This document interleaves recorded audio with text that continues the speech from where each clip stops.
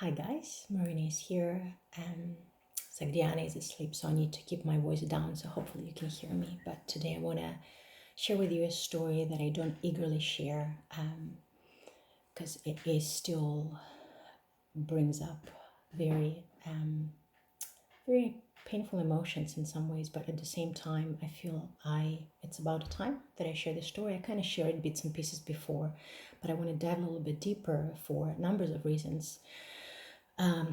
First, it is a miraculous story of what could have ended up the end of me.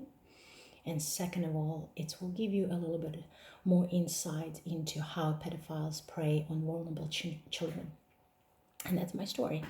The way it was, I basically had a flashback a couple of years ago into that memory, and it's not that I completely forgot about that memory. It's more of I remembered what happened to the details, but I shoved it deep inside of me because I couldn't make sense of most of it. Numbers of the years ago, maybe 3 years ago, I was watching a very insightful documentary on human trafficking, and I do this from time to time. And there was a scene where girls that had been trafficked, in each of them had different stories. They were all lined up for potential buyers to come and choose the girl. And they're half dressed, and there's only two guys in the room, and then the buyer will come, examine the girl, and choose a girl and take it away. And they're all terrified, and all of them are newbies. They've just been trafficked recently, and some been coerced, some been forcefully brought into the situation. Many different reasons. I'm not going to dive into that. And here they are standing. The buyers come in and pick a girl, and the rest of the girls are screaming, crying, and as all of this unfolding, I'm watching this and this rage building up in me, not towards the perpetrators, but towards the girls. I'm thinking, why are you not fighting? Why are you just letting this happen to you? Just, I don't know, grab a pen, shove it into the guy's eyeball. There is way more of you. Just do something. Don't stand there. And there I am, like, just because I know it's based on the true stories. This is reality. And as I'm there, just like, come on, fight, just do something, don't take it. Just like this, I was taken back into the memory when I was about 13. And we're growing up in the poverty. Many of you know that I was growing up in the brothel. My mom was a prostitute. Just a really terrible situation. So we were just left to ourselves most of the time in the streets, and because we still were living in such poverty, we always, as kids, trying to, scramble for any bits of money, any work that we could find, like selling papers, magazines, wherever, doing dishes. And my best friend, Yulia, and I can say her name now because she actually died in her early 20s, so I can share the story. She knew our situation very well, and she said, "Hey, actually, I have someone who can offer you a job and really good money." I said, "Oh yeah, well, she's my best friend. Yeah, definitely." And at this stage, even though we're growing up in such a terrible circumstances, there is still this naivety and trust still there. And so she introduces me to a guy, and guy says, "I have this package that I'd like you to deliver to Moscow.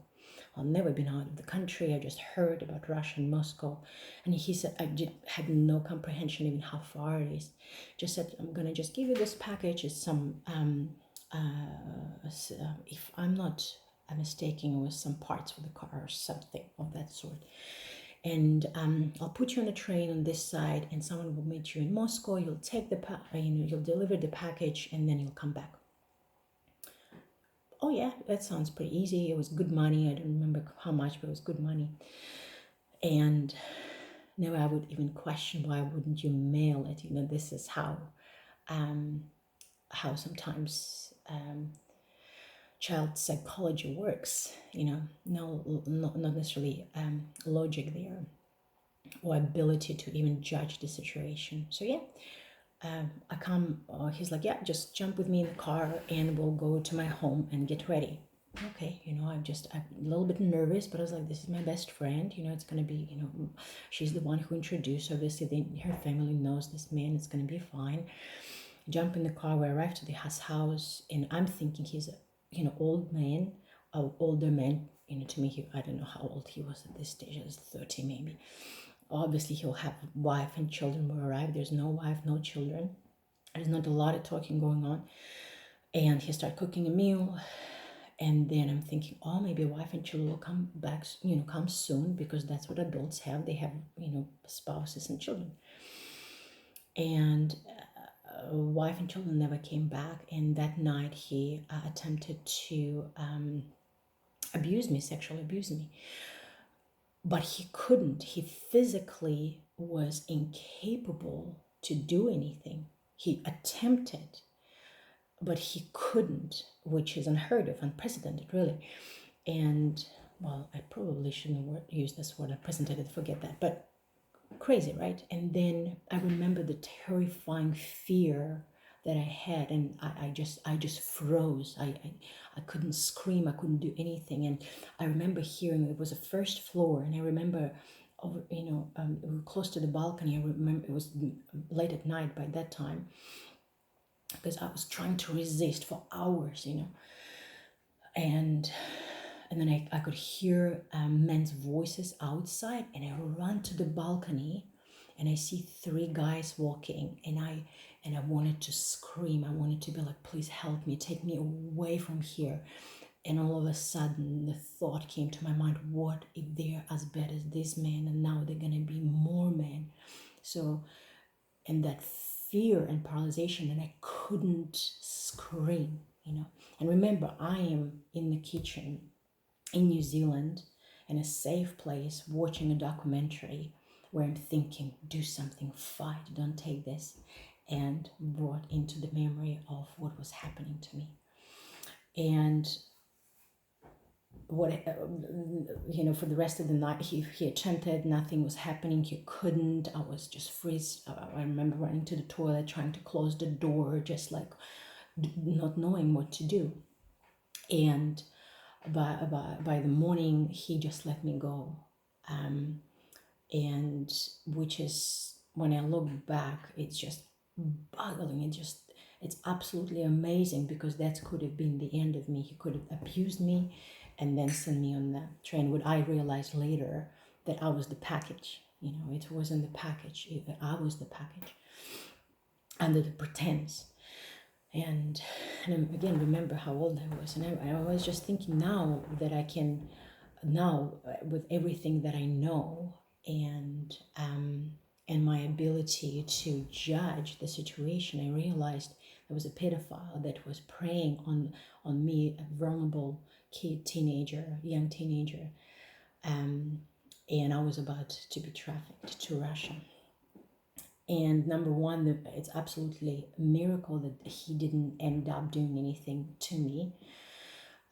And number two, that he just let me go, just like that, with no explanation, with nothing. If I'm not mistaken, he did even give me some money to catch a bus, because it was quite away from my town. It was probably about a 30-minute drive from my town, and I normally didn't go that far. But second of all, I was thinking, how easy it is to prey on vulnerable kids, especially the ones who left to themselves, who came from the vulnerable situation and unsupervised, but also how kids' mind works. There's this sense of, I want to trust adults, even though I've been through a lot of trauma, and also there's not a lot of ability to judge the situation and make those decisions, especially when you've been already traumatized.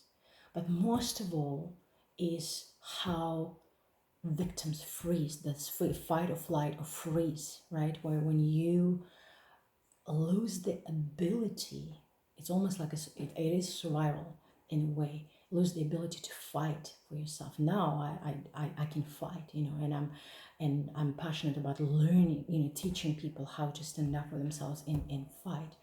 But when you're in that situation, it's highly probable you freeze and you can't fight, especially as a kid. So for me, it is absolutely amazing how Papa looked after me and took me out of the situation relatively unharmed. Of course, there's trauma, or there was a trauma of the whole situation, but Holy Spirit led me through the healing and forgiveness and what's not. And but also when I work with women and children and men as well, and hear their stories, when I hear how they freeze and how they could not move or fight, I remember this story, where before I'm like, come on, just stand up for yourself, don't let that happen. And then I remember how I couldn't stand up for myself, how I froze, I was terrified. But yeah, that's something I wanted to share with you today, and I will just end on this, that testimonies are so powerful for many reasons, and two that comes to mind is faith is built by hearing. When we share testimonies of how God came through for us, or his works in our lives, it's built faith in other people. And second of all, a revelation comes to mind. They overcome the accuser by the blood of the Lamb and by the word of their testimony. An accuser is a liar, right? He lies. And the way my understanding at this point and the way my revelation is about this whole thing, revelation, they overcome him by the word of their testimony, is lies. It's very often that the bondage that we are living in sometimes is the byproduct of the lies that we believe in. So it's rather than external forces, it's actually internal forces that hold us in the bondage and hold us in those chains. And what get rid of it and what delivers us is the truth.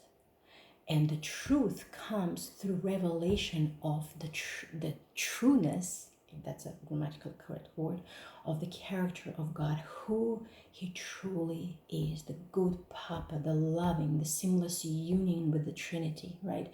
Papa God and Jesus and Holy Spirit. That is the truth. So that truth is revealed in his work in our lives, his reality in our lives. And when we become aware of that revelation, we become aware of that truth, and it sinks into our hearts, that truth replaces the lies that we believe about ourselves, about other people, about circumstances and whatever. And I think one of the reasons God brought me to that memory is to remind me that at that time I wasn't a Christian. I didn't say the prayer. I wasn't, in my words, I wasn't aware of God in my life, in my consciousness. And I did not make that conscious decision of pursuing him and giving my life to him. I did not know God in that way. And yet he absolutely looked after me and loved me and protected me. And I remember that, and that removes the lies that I believed about myself, that I was somehow unlovable, and also probably some aspects of character, God's character, that I believe that was not true as well. So the truth sets us free. Shalom.